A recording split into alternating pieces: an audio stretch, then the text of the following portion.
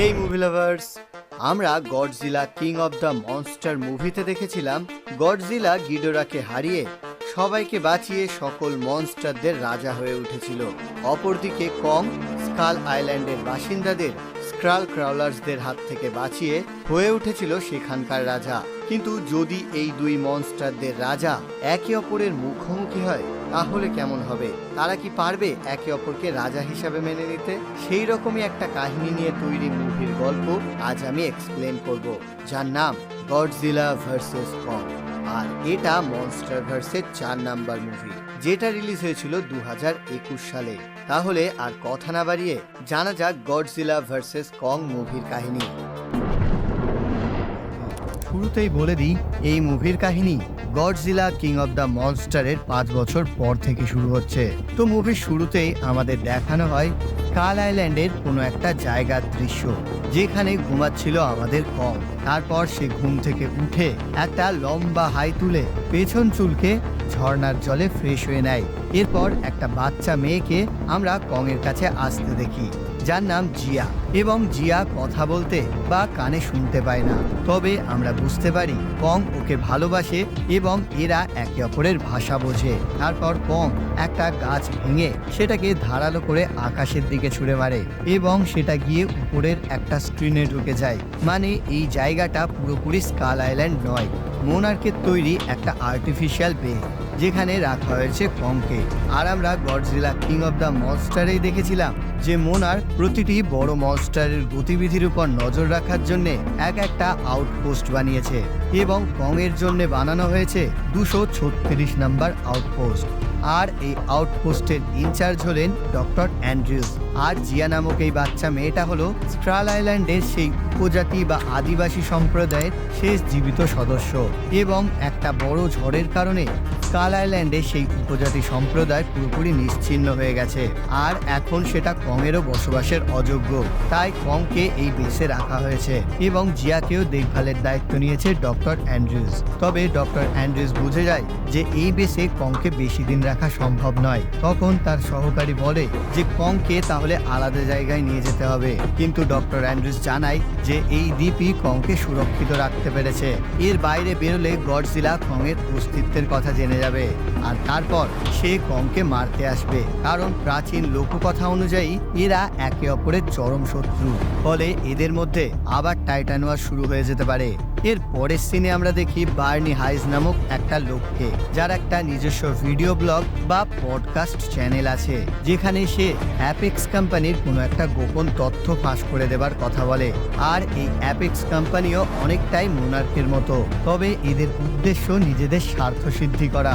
এই কোম্পানি কিভাবে তৈরি হলো সেটা জানার জন্য মোনার্ক লেগেসি অফ মনস্টার সিরিজটা দেখে নিও। তো যাই হোক, বর্তমানে অ্যাপেক্স এআই বা আর্টিফিশিয়াল ইন্টেলিজেন্টের পাশাপাশি মনস্টারদের নিয়ে কিছু গোপন রিসার্চ করছে, আর এটার তথ্য ফাঁস করার কথাই এই বার্নি হাইজ বলছিল।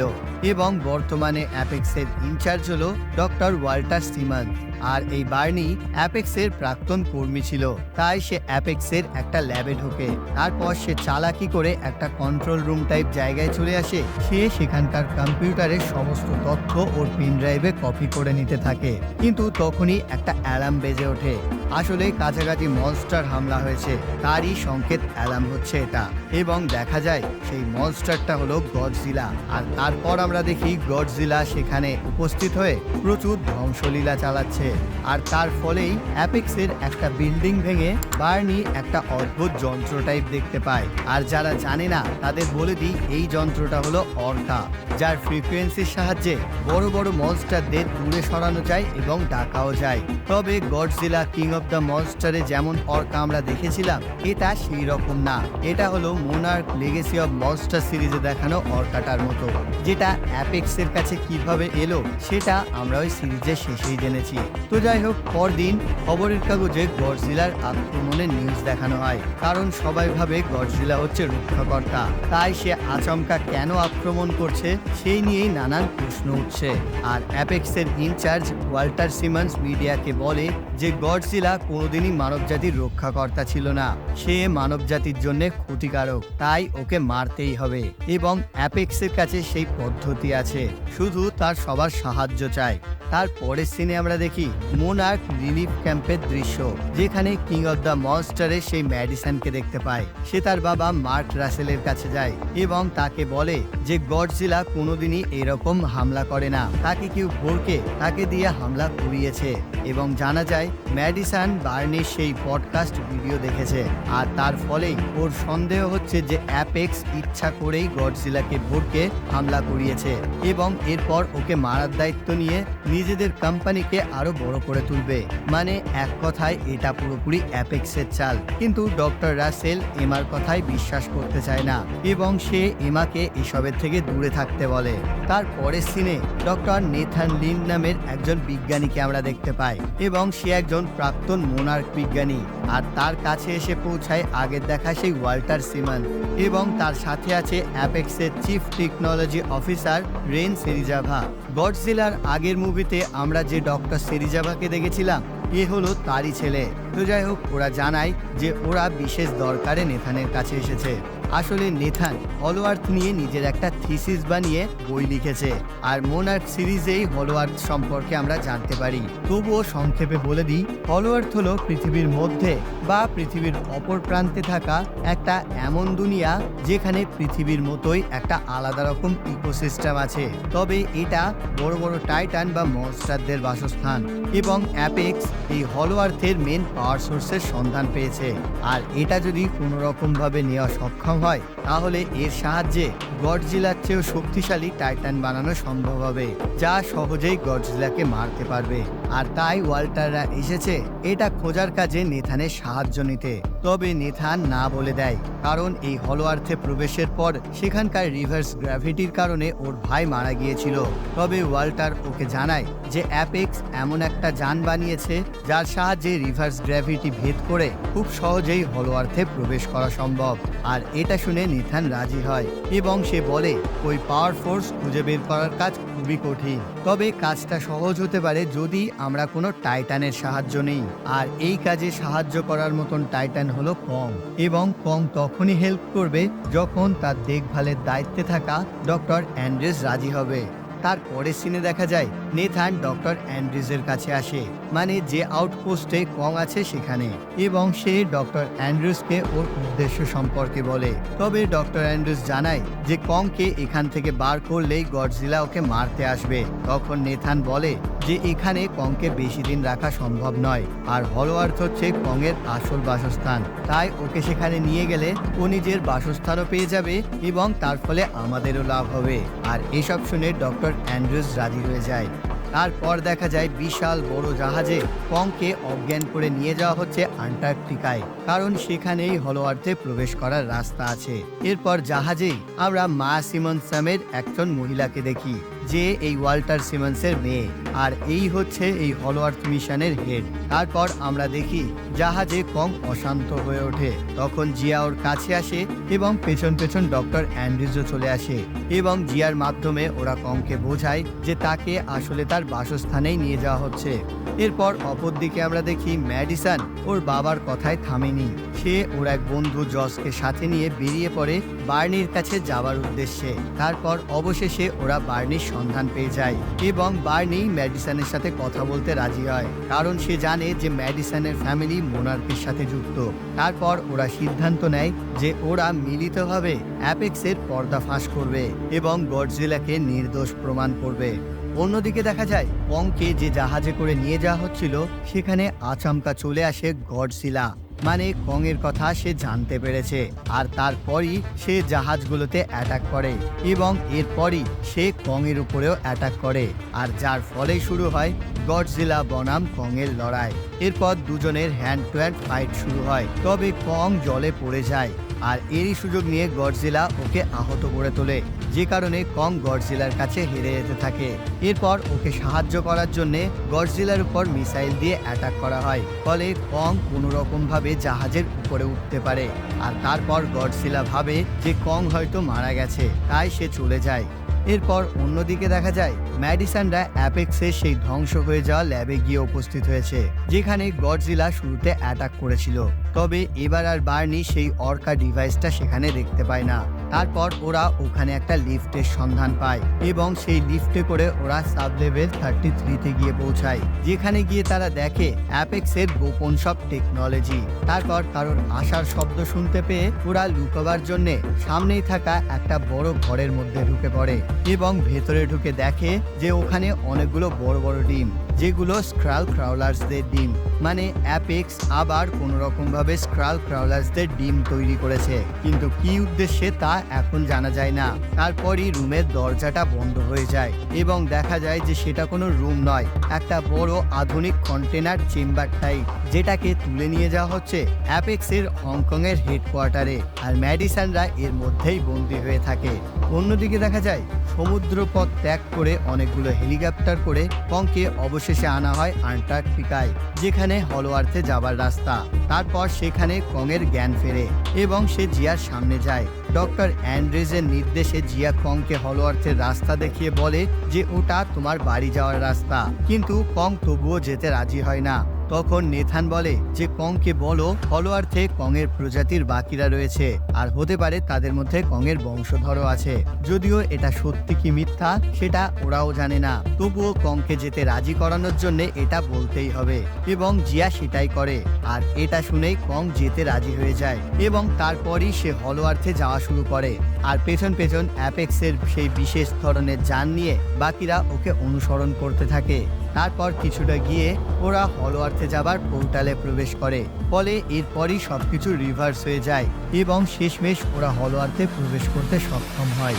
আর হলো আর্থে গিয়ে কং অবাক হয়ে যায়, এটা যে সত্যি ওর পূর্বপুরুষের বাসস্থান সেটা ও বুঝতে পারে। কিন্তু তখনই একটা বড় উড়ন্ত মনস্টার ওর উপর অ্যাটাক করে এবং নেথানের টিম কংকে বাঁচানোর জন্য সেই মনস্টারটার উপর অ্যাটাক করে মিসাইল ছাড়ে। তারপর কং সেই প্রাণীটার সাথে লড়াই করে তাকে মেরে ফেলতে সক্ষম হয়। এরপর কং আবার চলা শুরু করে আর নেথানরা ওকে ফলো করতে থাকে।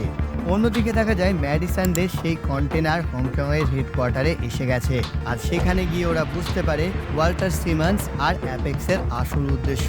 তারা একটা বিশাল বড় রোবট গডজিলা বা মেকা গডজিলা তৈরি করেছে, আর সেটা পরীক্ষার জন্যই ওর সামনে একটা স্ক্রাল ক্রাউলার ছেড়ে দেওয়া হয়, যাকে মেকা গডজিলা খুব সহজেই ধরে ফেলে এবং ওর মুখ থেকে লেজার বার করে তাকে মাঝখান থেকে দুখণ্ড করে দেয়। আর তারপর দেখা যায় একজনকে এই মেকা গডজিলাকে কন্ট্রোল করতে হয় এবং সেই কাজটা করছে আগের দেখা সেই রেন সেরিজাভা। কিন্তু অ্যাপেক্স মেকা গডজিলাকে সম্পূর্ণ পাওয়ার দিতে পারছে না, আর তাই তারা মেকা গডজিলাকে পাওয়ার দেওয়ার জন্য হলো আর্থের পাওয়ার সোর্স ব্যবহার করতে চায়। সেই জন্যই ওই মিশনটা পাঠিয়েছে তারা। তারপর দেখা যায় মেকা গডজিলা থেকে একটা এনার্জি ওয়েভ টাইপ বেরোতে শুরু করেছে, যেটা গডজিলার কাছে গিয়ে পৌঁছায় এবং গডজিলা নিজের রাস্তা বদলে হংকং এর উদ্দেশ্যে রওনা দেয়, মানে সে মেকা গডজিলার দিকে আসছে। অন্যদিকে দেখা যায় কং অবশেষে তার বাড়ির সামনে এসে উপস্থিত হয়, যেখানে দরজার পাশে একটা বড় হাতের চিহ্ন, ঠিক কংয়েরই মতো হাত। আর তারপর কং সেখানে হাত রেখে দরজাটা খুলতে সক্ষম হয় এবং ভেতরে প্রবেশ করে দেখে যে ভেতরে কেউই নেই। তারপর ঘরের মধ্যে ঢুকে একটু এগিয়ে গিয়ে মেঝেতে হাড়ের তৈরি একটা হাতিয়ার পায় সে, যেটা অনেকটা কুরুলের মতো, আর যার ব্লেডটা গডজিলার পিঠের অংশ দিয়ে তৈরি। তারপর কং ঘরের মাঝের সিংহাসনে গিয়ে বসে এবং বাকিরা তখন তাদের যান সেখানে ল্যান্ড করিয়ে একে একে তারাও বাইরে আসে। অন্যদিকে অ্যাপেক্সের হংকং এর বেস দেখা যায়, যেখানে ম্যাডিসনরা ঘোরাঘুরি করতে করতে একটা রুমে গিয়ে পৌঁছায় আর দেখে যে সেখানে কিং গিডোরার মাথার খুলি বসানো রয়েছে।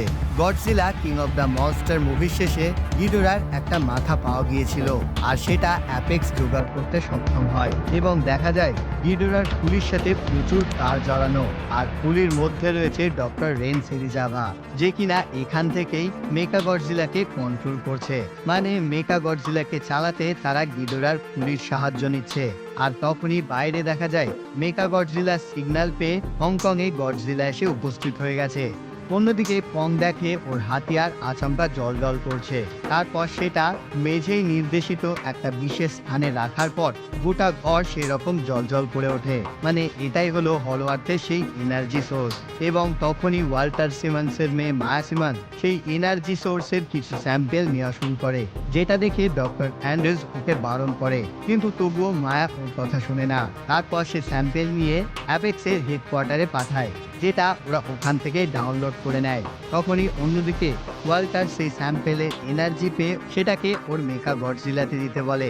আর পাশাপাশি আমরা দেখি গডজিলা তো সেখানে পৌঁছেই গেছে, ফলে সে ওখান থেকে মাটিতে ওর অটোমিক ব্রেথ মারে, যেটা সরাসরি সবকিছু ভেদ করে ফলোয়ার্থে কংয়ের ঘরে এসে পৌঁছায়। তারপর মায়া আর তার টিম ফলোয়ার্থ থেকে বেরোনোর জন্য কংয়ের উপর গুলি চালায়, ফলে কং রেগে ওদের জানটা ধরে সেটাকে ভেঙে ব্লাস্ট করে দেয়। তবে ডক্টর অ্যান্ড্রুজ, নেথান আর জিয়া তাদের জানে উঠতে সক্ষম হয়, আর কং ওর হাতিয়ার নিয়ে ফেরার জন্য রওনা দিয়ে দেয়। তারপর কং আর জিয়ারা গডজিলার বানানো সেই রাস্তা দিয়েই পৌঁছে যায় হংকংয়ে, এবং সেখানেই আবার গডজিলা বনাম কংয়ের লড়াই শুরু হয়ে যায়।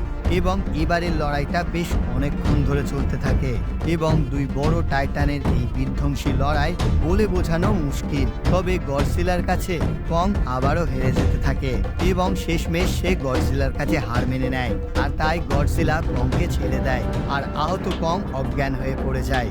এরপর অন্যদিকে দেখা যায় ম্যাডিসনরা ধরা পড়ে গেছে। তখন ওয়াল্টার ওদেরকে মেন রুমে এনে মেগা গডজিলাকে অ্যাক্টিভ করে ওদের দেখায় এবং নিজেদের প্ল্যানটা বলে। তবে হলো আর্থের এনার্জি মেগা গডজিলার মধ্যে দেবার ফলে রেইন সেরিজাবা ওকে আর কন্ট্রোল করতে পারে না, এবং শর্ট সার্কিট হয়ে সে মারা যায়। মানে মেগা গডজিলা এখন আর কারোর কন্ট্রোলে নেই, আর তাই মেগা গডজিলার একটা বিশাল আঘাতে ওয়াল্টারও মারা যায়। এবং এরপর নিয়ন্ত্রণহীনভাবে মেকা গডজিলা নিজেই চলা শুরু করে, আর তার সামনে থাকা গোটা শহরকে সে ধ্বংস করতে থাকে। তখনই গডজিলা সেখানে এসে উপস্থিত হয়, আর তারপর গডজিলা বনাম মেকা গডজিলার লড়াই শুরু হয়ে যায়। তবে এবার আমাদের গডজিলা মেগা গডজিলার কাছে পেরে ওঠে না, এবং মেগা গডজিলার মারে শেষমেশ সে আহত হয়ে পড়ে। অন্যদিকে কং এতটাই আহত হয়েছে যে ওর হার্টবিট খুবই কমে গেছে, এবং সে মারা যাবার মতো অবস্থায় চলে গেছে, যা দেখে জিয়া কেঁদে ফেলে।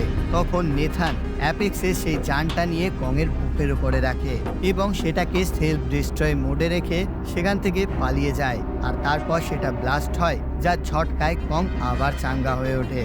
এরপর জিয়া কংয়ের সামনে যায়, আর তাকে ইশারায় বলে যে গডজিলাকে হেল্প করতে, কারণ গডজিলা শত্রু নয়, শত্রু হলো মেকা গডজিলা। আর এর ফলেই কং উঠে পড়ে ওর হাতিয়ার নিয়ে, এবং যখনই মেকা গডজিলাকে সম্পূর্ণভাবে মারতে যাবে, তখনই কং সেখানে এসে পড়ে, আর সে মেকা গডজিলার উপর অ্যাটাক করে। আর অন্যদিকে ওদের সাহায্য করার জন্য ম্যাডিসনরা মেকা গডজিলার কন্ট্রোল করার কম্পিউটারে অ্যালকোহল ঢেলে দেয়, আর সেটার কারণেই শর্ট সার্কিট হয়ে যায়, যে কারণে মেকা গডজিলা সাময়িক সময়ের জন্য থেমে যায়। আর এরই সুযোগে গডজিলা ওর অটোমিক ব্রেথ মেরে কংয়ের হাতিয়ার ফুল চার্জ করে দেয়, এবং কং সেটা দিয়ে মেকা গডজিলাকে মারা শুরু করে, আর শেষমেশ ওকে পুরোপুরি মেরে ফেলতে সক্ষম হয়, আর আমাদের দুই টাইটান জিতে যায়। তারপর সবকিছু থেমে যায়, সবকিছু ঠিকঠাক হয়ে যায়, আর গডজিলা ও কং একে অপরের মুখোমুখি হয়। তবে কং এবার ওর হাতিয়ার নামিয়ে দেয়, মানে সে গডজিলাকে কিং হিসাবে মেনে নিয়েছে। আর তারপর গডজিলা বিশাল এক গর্জন করে রাজার মতো সেখান থেকে আস্তে আস্তে চলে যায়।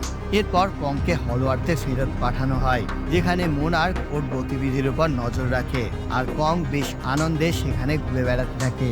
এবং এখানেই শেষ হয়ে যায় এই মুভিটা। এরপরে এই ইউনিভার্সে আর একটাই মুভি বাকি আছে, সেটা হলো Godzilla x Kong the new empire, যেটার এক্সপ্লেন নিয়ে আমি খুব তাড়াতাড়ি হাজির হচ্ছি। তো আপাতত এই ভিডিওটা এই পর্যন্তই। ভিডিওটা কেমন লাগলো কমেন্টে জানাও, যদি ভালো লাগে লাইক করো, বন্ধুদের সাথে শেয়ার করে দাও, আর চ্যানেলে নতুন হলে অথবা নতুন মুভি এক্সপ্লেনের জন্য চ্যানেলটাকে সাবস্ক্রাইব করে দাও। টাটা।